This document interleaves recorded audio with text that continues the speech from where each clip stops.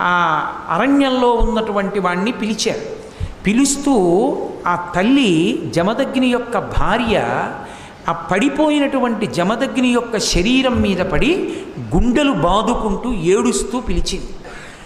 భార్గవరామ భార్గవరామ భార్గవరామ అని అరిచింది.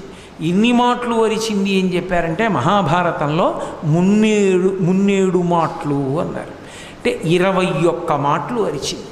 ఆ అరవడం కూడా ఎలా అరిచిందంటే పరశురాముడు లెక్క పెట్టుకోవడానికి అవకాశం ఉండేటట్లుగా అరిచింది. అన్ని మాటలు అరిస్తే ఆయన అరణ్యంలో ఉన్నవాడు విన్నాడు, నా తల్లి ఎందుకు ఇంత ఎలుగెత్తి ఏడుస్తూ అరుస్తోంది అని. పరుగు పరుగున వస్తూ లెక్క పెట్టుకున్నాడు ఎన్ని మాటలు పిలుస్తోంది అని. ఆశ్రమానికి వచ్చేటప్పటికి 21 మాటలు పూర్తయింది. చూశాడమ్మా, ఎవరు చేశారు ఈ పని అని అడిగాడు. నువ్వు కార్తవీర్యార్జునుణ్ణి చంపేశావన్న కక్షతో